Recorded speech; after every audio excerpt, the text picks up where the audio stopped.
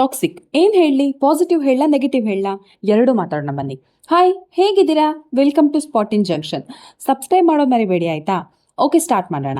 ಇದು ನಿಮ್ಗೆಲ್ಲ ಗೊತ್ತಿರೋ ಹಾಗೆ ಗೀತು ಮೋಹನ್ ದಾಸ್ ಡೈರೆಕ್ಷನ್ ಮಾಡಿರೋ ಮೂವಿ. ಯಶ್ 4 ವರ್ಷದ ನಂತರ ತೆರೆ ಮೇಲೆ ಕಾಣಿಸಿಕೊಂಡಿದ್ದಾರೆ, ಅದು ಡ್ಯುಯಲ್ ರೋಲ್ನಲ್ಲಿ.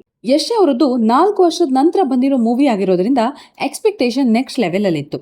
ಆದ್ರೆ ಎಕ್ಸ್ಪೆಕ್ಟೇಷನ್ ರೀಚ್ ಆಯ್ತಾ ಕೇಳಿದ್ರೆ ಇನ್ನು ನಾನು ಅನ್ಕೊಂಡ್ ಮಟ್ಟಿಗೆ ಸ್ಯಾಟಿಸ್ಫ್ಯಾಕ್ಷನ್ ನನಗೆ ಸಿಗ್ಲಿಲ್ಲ. ಮೂವಿಲಿ ಸ್ಟೋರಿನ ಎಕ್ಸ್ಪೆಕ್ಟ್ ಮಾಡಿ ಹೋದ್ರೆ ಡೆಫಿನೆಟ್ಲಿ ಡಿಸಪಾಯಿಂಟ್ ಆಗ್ತೀರಾ.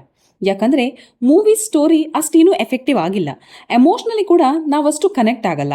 ಹಾಗಾದ್ರೆ ಮೂವಿ ಚೆನ್ನಾಗಿಲ್ವಾ, ನೋಡೋದು ಬೇಡವಾ ಕೇಳಿದ್ರೆ ಖಂಡಿತ ಇಲ್ಲ, ಮೂವಿ ಚೆನ್ನಾಗಿದೆ, ನಮ್ಮ ಎಕ್ಸ್ಪೆಕ್ಟೇಷನ್ ರೀಚ್ ಆಗಿಲ್ಲ ಅಷ್ಟೇ. ಈಗ ಪಾಸಿಟಿವ್ ಬಗ್ಗೆ ಮಾತಾಡೋಣ. ಮೂವಿ ಮೇಕಿಂಗ್ ನೆಕ್ಸ್ಟ್ ಲೆವೆಲ್ ಅಂತಾನೆ ಹೇಳ್ಬೋದು. ಮೂವಿ ನೋಡಿದ್ರೆ ಗೊತ್ತಾಗುತ್ತೆ ತುಂಬಾ ಎಫರ್ಟ್ ಹಾಕಿದ್ದಾರೆ ಅಂತ. ಇನ್ನು ಯಶ್ ಅವ್ರ ಬಗ್ಗೆ ಹೇಳ್ಬೇಕಂದ್ರೆ ಅವರೇ ಸಿನಿಮಾದ ಬಿಗ್ಗೆಸ್ಟ್ ಪಾಸಿಟಿವ್. ಅವರ ಸ್ಟೈಲ್, ಅವ್ರ ಕ್ಯಾರೆಕ್ಟರ್ನ ಅವ್ರು ನಿಭಾಯಿಸಿರೋ ರೀತಿ ವಾವ್. ರಾಯ ಹಾಗೂ ಟಿಕೆಟ್ ಪಾತ್ರನ ಯಶ್ ನೆಕ್ಸ್ಟ್ ಲೆವೆಲ್ ಅಲ್ಲಿ ನಿಭಾಯಿಸಿದ್ದಾರೆ.